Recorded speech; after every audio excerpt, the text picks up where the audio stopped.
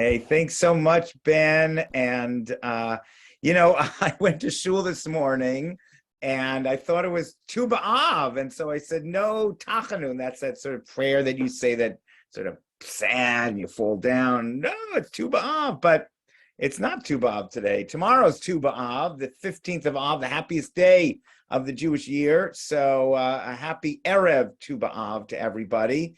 And yes, thanks, go blue. And so wow, Masechet Tubot, I feel at Yavama, we're trying to kind of like mine for interesting things in a desperate search for some, really, meaningful, relevant stuff. But Tubot is unbelievable. And you've probably heard before, Mafteach L'Shas, it's called the key to all of Shas, to all of the Talmud, because it really brings together so much. And even the last 7 days have really brought together everything from Bava Kama, damages, killing, to Shabbat, to Yom Kippur, to, and of course, Nashim. And so really, really exciting. So, we had this Mishnah on Kaf Tet, which on 29, which talked about that you both big prohibitions, but also penalties that you get. So sometimes, we have a concept, Kimele de Rabamine, kind of you only get the most serious things. So if we're going to kill you, we don't necessarily have to penalize you, but we do sometimes, and here we do. And then on Lamed, on 30, we sort of talked about the killing, the death penalty from the court here on earth, and the death penalty from God, and like karet. And that got us to something really interesting, that the difference between a disaster, an ason, which will actually come up again in different contexts in these 7 dapim, 7 pages, but a disaster from heaven and a disaster from human beings. Interesting, it comes sort of from Jacob is worried about sending Benjamin down to Egypt to get the, remember Shimon was locked up by Joseph. And so he says, send me Benjamin. So he was afraid because he might cause a disaster, an ason, a tragedy. Is that, we assume that's a tragedy, just an unpreventable divine tragedy. And then we look at it so many interesting things that sinim upachim, the idea of bad weather, cold weather, hot weather, is actually considered a human problem that you can deal with. But interestingly, I think in the context of today's global warming and the bill that I think is being signed soon, hopefully, for climate change, addressing climate change, the idea is that, you would think that the weather, that's God, but no, the weather is us somewhat. We are responsible for it. We can make it more radical. We can hopefully rein it in a little bit. So that's, the Gemara talks about that. It is human. Then we get into sort of an interesting point about that after the temple was destroyed, very appropriate because last Sunday was Tisha B'Av, where we commemorate the destruction of the temples. Philip Abrams, I love that background that you have of the Kotel, the wall, the Western Wall. So may everyone get along and everything be rebuilt. Soon, speedily in our days. So it talks about now after the temple was destroyed, they certainly did not, they couldn't give the death penalty, but it does say arba mitot lo batlu, the 4 ways of killing, skila, stoning, sreifa, burning, hereg, hanging, or killing, and then sword, and then chenek, strangulation, all those things still apply. So we say, how could they still apply? Lo batlu, they are still around, but they've been transferred to the heavenly court. So instead of stoning, someone falls off the roof. instead, I'm sorry, I don't want to make light of this, but it's kind of difficult stuff. If you take it, if you will deal with it with seriousness, it's so tragic and sad. They burning, you can only imagine, killing, all sorts of, so just transfers what the court used to do to the divine punishment. And it's just an interesting idea that we have to do justice on earth, but God helps out also.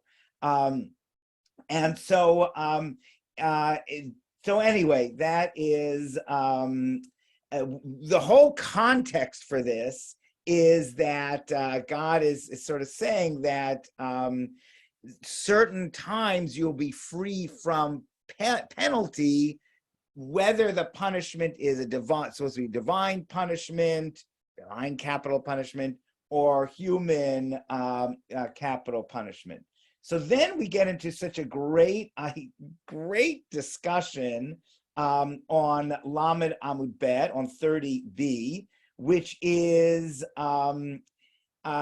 are you doing different prohibitions at the same time? This sometimes occurs. It talks about eating, when you eat a bug, if you love bugs or ants, like chocolate-covered ants or something, how many different prohibitions are you violating? Doesn't talk about that here, but it talks about stealing and eating a truma if you're and if you're lifting it up, if you do steal it first, the truma is the tithes that only priests are supposed to eat. So you steal it and then you eat it. But let's say you have to. How do you steal something? You have to lift it up. So let's say someone shoves it in your mouth. Well, then it says then Kavan delase kanya. Maybe you can you're acquiring it first by chewing. So when you're chewing, you're doing the stealing. When you gulp down the tithes, the truma, then you're violating the eating and which is by the way, very serious violation, eating truma. So they say no, aha. We have a way of doing it. They're so clever, these rabbis. Someone shoves it down your throat. So if you get it shoved down your throat, then you're stealing and eating the truma at the exact same time. And then there might, whatever you found, there might not be any penalty. If someone gets it shoved down, I guess the reward is no penalty. But of course, there's capital punishment, divine capital punishment. Then we get to Shabbat on 30a, 31a, the whole idea of lifting up and akira tzorach hanacha, and you lift it up for the sake of putting it down. So our remembering from Shabbat, all these kind of things. Then you get really such an interesting case of if you shoot an arrow and it happens to also sneak by someone's silk garment, so you're hurting the silk garments. There's a penalty for that, but then there's a penalty for Shabbat, carrying. So I just stealing hagonev kis b'Shabbat chayav. So let's say you steal on Shabbat and you're carrying and you're stealing. But you steal. But once you lift it up, you're stealing. Until you put it down, you're not violating the full carrying prohibition on Shabbat.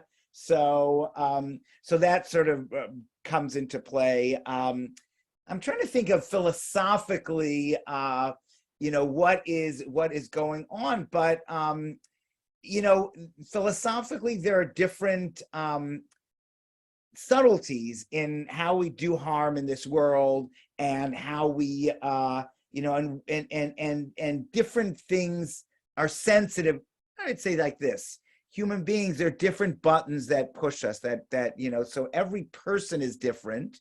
Every person is offended by different things and is sensitive to different things. And we have to be sensitive to that, to the people around us, and caring in different ways. Likewise, every mitzvah or prohibition is like an individual. And so Shabbat is different than stealing. And then we get this case on 31a about nimlach. So you started doing a prohibition of lifting or dragging something around, and then you decide, no, you know what, I don't really want to move this sofa into a different place. So the whole, sometimes retroactively on Shabbat, if you change your mind, it wipes out the malacha. It's sort of like it was a strange case, but we got a ticket visiting one of the Michigan's beautiful state parks.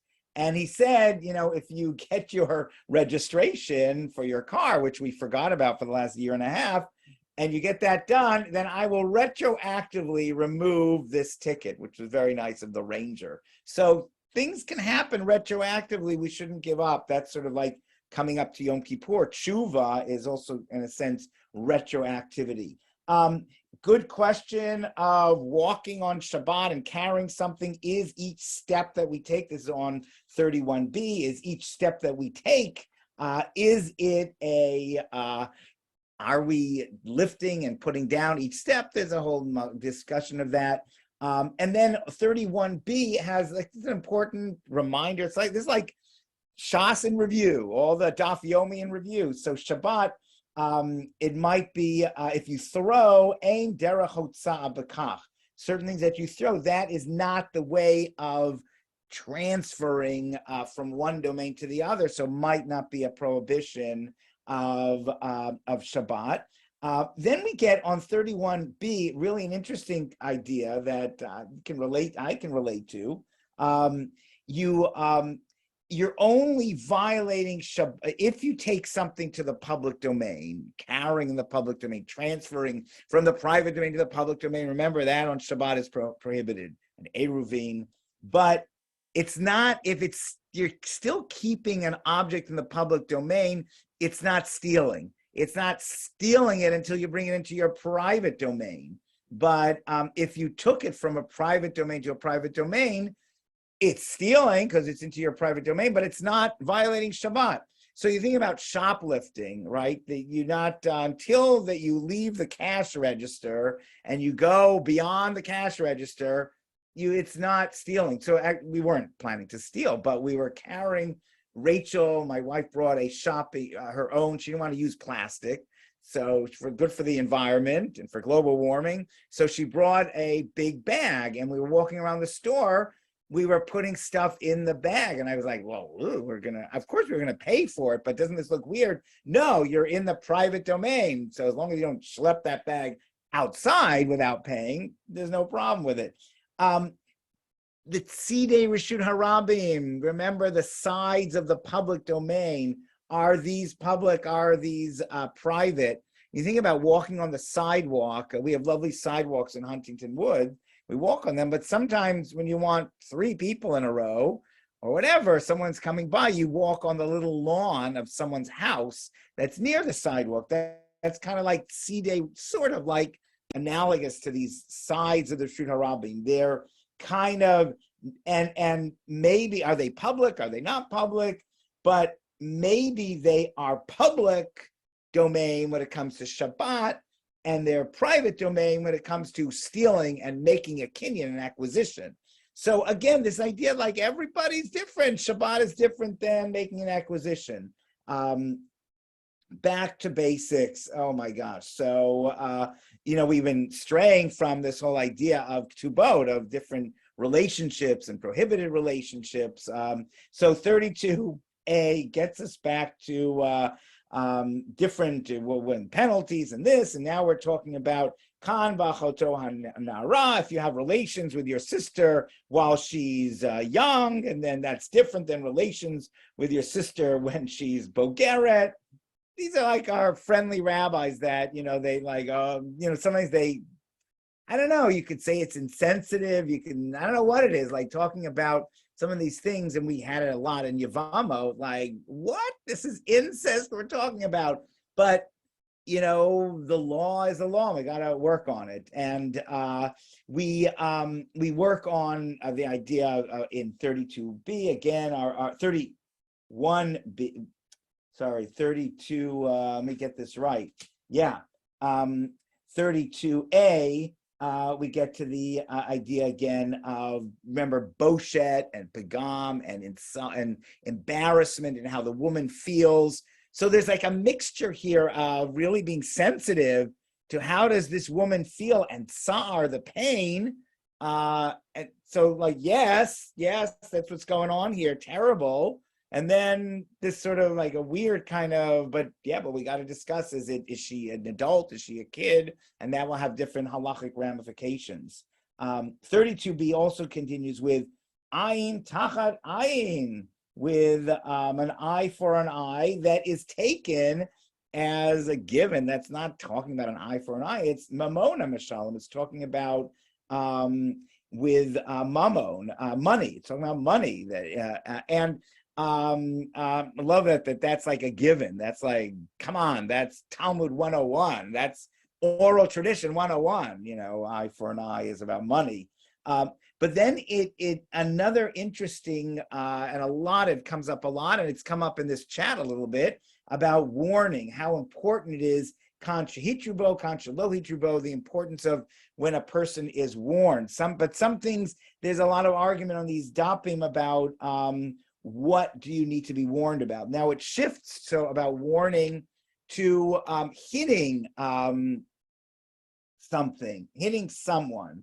And this is really interesting. Rabbi Yochanan says, this is 32b, Rabbi Yochanan says,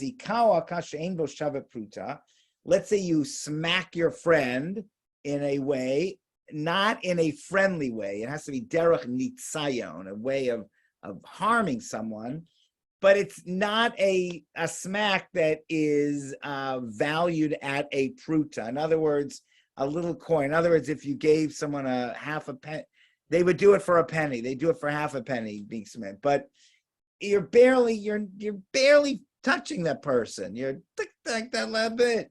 But loke, you are given malkot, you're given lashes for that, because this is such a serious thing. And so really just shows how the prohibition of hitting and harming someone in a physical way is so bad. It reminds us of the Nebuch, the Oscars, and Chris Rock getting smacked, and how it is good that that's traumatic. At least there's some things that are traumatizing for us. But there,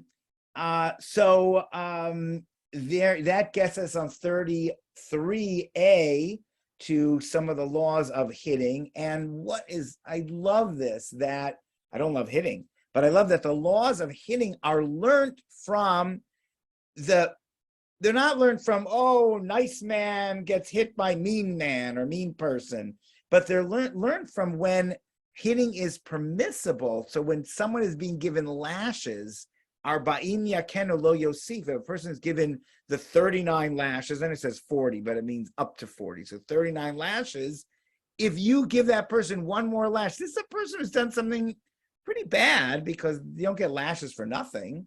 If you give that person one more little tiny lash, that's the prohibition. That's from that person who is a bit of a schlep. We learn that you're not allowed to hit your innocent, wonderful neighbor or friend or something. Similar to the prohibition of burying people early, not having them, doing the funeral as soon as possible. In Israel, they do funerals right at nighttime. So, sometimes someone will die during the day and they'll bury them right that night, because you're not allowed to leave a person, man or woman or any gender, that has committed a crime deserving of being hanged. Going back to that from earlier today, hanged. You cannot let the body stay overnight. Nivul hamet. So that's from there we learn that the people most precious to us, we have to try to bury them as soon as possible. From the person who's committed a capital offense that is not allowed to be sort of left swinging on the tree, in a horrible way. We have to show even that person who has been given capital punishment that kind of respect. So similarly, a little bit different, but the person, that's where we learn the laws of not even inflicting any kind of damage. But again, it's derech nitzayon. It's only if it's done in a hostile way. If it's done if you're friends and boom, boom, that's fine. That's not a big deal. That's not a problem. Now we get into on 33a also the really interesting question of, well, I intended to kill this person, but accidentally, when I was doing that, I killed that person. That's the famous story in the book of Exodus, or not story, but case of two men fighting, trying to kill each other, and Nebuch, a woman, comes in between and they harm the woman. And God forbid, if the woman is killed, then the person who killed her, even though he intended to kill someone else, he has to be given the death penalty if everything else works out. That is you might have heard that in case of surrounding the idea of abortion, because it says in lo yason, if there was not a tragedy, meaning if the woman wasn't killed, but the child, the fetus, unfortunately was killed, then it's only monetary compensation. It's not a death penalty for killing a fetus. And from there, many learned that a fetus is not a full human life. There's a whole discussion of that. We can, that will take a long time. But that's sort of very important. And what's so interesting is that in some fundamentalist Christian Bibles, that verse is lo ason. In the rabbinic tradition, we say if there's no tragedy, meaning if no human being died and only the fetus died, that's not a tragedy. But in fundamentalist Christian translations, they say in lo ason, if there's no tragedy, that means if even the woman miscarries, but the baby lives. So then it's not a tragedy. But if she miscarries and the baby dies, that is the death penalty, according to these fundamentalist translations. And actually, that is in keeping with Philo's translation. But our rabbis didn't have it that way. Okay, something really very, very powerful that comes out on the very bottom of 33b. That is maybe malkot lashes are more serious than even the death penalty, because we have a statement that if they would have threatened our great heroes, Hananiah, Mishael, Azariah, in the book of Daniel, if you know, there's a great Johnny Cash song about Hananiah, Mishael, Azariah. That are thrown into the fiery furnace and they survive. Got to get it, Johnny Cash. So, except it uses their Aramaic names. I don't even know them. But anyway, these guys were threatened by the king, and the Gemara says that if they were threatened with torture, if they were tortured, like whipped, lashed, they might have worshipped idols. They didn't want to say, throw us in the fiery furnace, we don't care. That's fine. But torture me, where's the idol? So they would have done that. So we talk about that maybe lashes are worse than even death. And this really, I think about this issue of assisted suicide, which it's not this exactly, because that's different, but the pain, living with pain can be much worse than dying. That our Gemara accepts that. It's not saying that you have the choice to do that, to take your life, God forbid, but whatever, there's a discussion, but it does say that at least it recognizes that pain. So then it says, well, there's a difference. There's on 33b, Hakash Yeshma Kitzvah, if I'm only getting 39 lashes, I can deal with that. But if like Hananiah, Mishael, Azariah, these wonderful people in Babylon, it was an infinite amount of torture. Just thinking about it is terrible. And that, it's really hard to deal with it. So we're getting into another really neat mixture of prohibitions on 34a. This is Hashochet. So this is just a fascinating idea that if you slaughter on Shabbat and Yom Kippur, don't do it. You're not supposed to do it. It's a prohibition. I love the way it says, "Afal pisha mitchayev benafsho," even though you're liable with your life, you're going to get the death penalty, as it were. Shchita tok sheira. There is an important opinion that you still have shechted in a kosher way, and your shechting is kosher. So it kind of means if, like, the shochet, I mean, to transfer this a little bit, if the shochet is not such a tzaddik, it's still kosher food. But so it's really interesting here. But Rabbi Yochanan, a Sandlar, doesn't have it. He disagrees with that because he says, "Ushmartim et Shabbat ki kodesh ilachem." You shall keep the Shabbat; it's holy for you. So, Maisei Shabbat asurim b'achila. If he says that actually, if you do this on Shabbat, slaughter on Shabbat, it's not kosher because Shabbos is so special. And then we get this really throwing everything together on 34b. Let's say you steal, so you steal the cow and you slaughter it on Shabbat.